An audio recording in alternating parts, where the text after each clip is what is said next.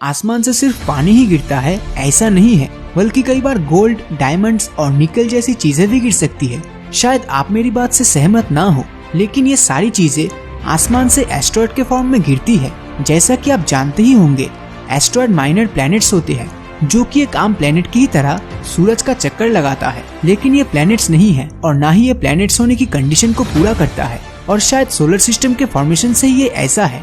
लेकिन एक बात तो है कि इन एस्ट्रॉयड पर बहुत सारे ऐसे मिनरल्स हैं जो हम पृथ्वीवासियों के लिए बेहद कीमती है। दोस्तों, ऐसा ही एक एस्ट्रॉयड साइकी 16 जो मार्स और जुपिटर के बीच के एस्ट्रॉयड बेल्ट का हिस्सा है। अगर बात करें इसकी डिस्कवरी की, तो इसे इटली के महान एस्ट्रोनॉमर एनिबेली डी गास्परिस ने 1852 में खोजा था। लेकिन अब आप सोच में पड़ गए होंगे कि आखिर मैं आपको ये सब बातें क्यों बता रहा हूँ। तो दोस्तों, दरअसल बात ये है कि हाल ही में इस पर की गई रिसर्च से ये पता चला है कि साइकी 16 पूरी तरह मेटल से बना हुआ एस्ट्रॉयड है। इसका डायमीटर करीब 200 किलोमीटर है और ये अकेले ही पूरे एस्ट्रॉयड बेल्ट का 1% मास ऑक्युपाई करता है। इस पर आयरन और निकल जैसे मेटल्स तो है ही, साथ में ऐसा अनुमान है कि इस पर गोल्ड और प्लेटिनम का भी भंडार है। और अगर हम इस एस्ट्रॉयड की कीमत आके तो ये होता है $700 क्विंटिलियन।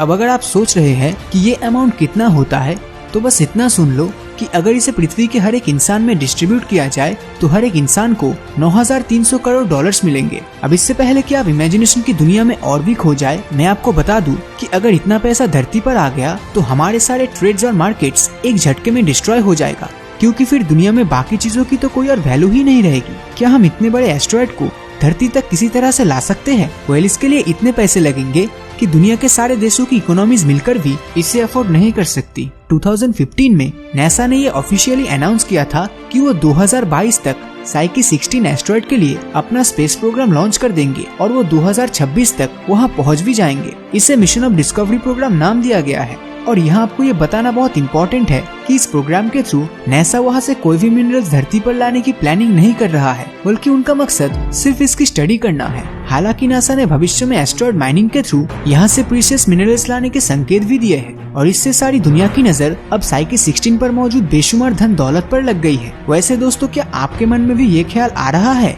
कि अगर साइकी 16 जैसा ही मिनरल रिच एस्ट्रॉयड किसी अंतरिक्षीय घटना के कारण हमारी धरती पर गिर जाए तो कितना अच्छा होगा? शायद आपको लग रहा होगा कि इससे हमें बैठे बैठे बहुत पैसा मिल जाएगा, लेकिन ऐसा बिल्कुल भी नहीं है। जब ये एस्ट्रॉयड्स मीटियोराइट्स के फॉर्म में धरती के एटमॉस्फेयर में एंटर करता है, उस समय इन एस्ट्रॉयड का स्पीड 50,000 किलोमीटर पर आवर से भी ज्यादा होती है और उनका टेम्परेचर भी कई हजार डिग्री सेल्सियस हो सकता है। इतने हाई टेम्परेचर और हाई स्पीड पर जब कोई गोल्ड या प्लेटिनम का बना एस्ट्रॉयड धरती के एटमॉस्फेयर में एंटर करेगा तो वो जमीन पर पहुंचने के पहले ही राख हो चुका होगा और फिर तो वो कुछ काम का ही नहीं रहेगा। इसके अलावा अगर कोई बड़ी साइज का एस्ट्रॉयड हमारी धरती पर गिरता है और गिरते टाइम अगर ये एटमॉस्फेयर से बच भी जाता है तो तब भी ये धरती पर बहुत ज्यादा तबाही फैलाएगा। जब वो जमीन से टकराएगा तो टक्कर इतनी जोरदार होगी कि कई शहर हिल जाएंगे, तो कहीं भूकंप आ जाएगा और समुद्र में ऊंची ऊंची लहरें उठेगी और लाखों करोड़ों लोग इस घटना में अपनी जान गंवा देंगे। तो इससे अच्छा है कि हम इन एस्ट्रॉयड को दूर से ही देखें। और फिर भी अगर हम इन प्रीशियस मिनरल्स को पाना ही चाहते हैं तो भविष्य में एस्ट्रॉयड माइनिंग की टेक्नोलॉजी के डेवलप होने का इंतजार करें।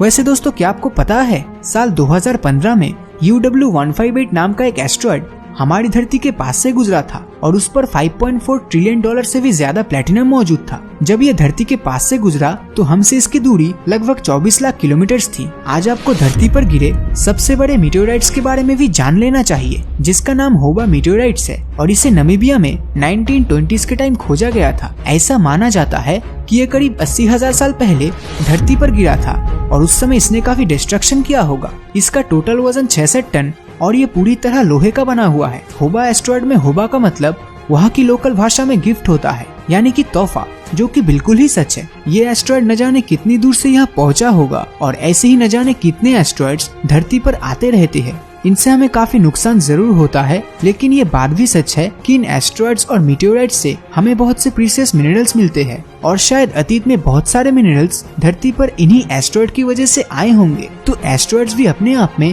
एक बहुत ही खूबसूरत चीज है। तो क्या भविष्य में हमें इसी तरह का कोई और एस्ट्रॉयड धरती पर देखने मिलेगा या नहीं? अपनी राय नीचे कमेंट करके जरूर बताएं। और अगर ये वीडियो आपको अच्छा लगा हो तो इस वीडियो को लाइक और अपने दोस्तों के साथ शेयर करना मत भूलना। और अगर अभी तक आपने हमारे चैनल को सब्सक्राइब नहीं किया है तो सब्सक्राइब करके नोटिफिकेशन बेल को ऑन कर दीजिए, क्योंकि मैं ऐसे ही वीडियोस हर हफ्ते लाता रहता हूँ।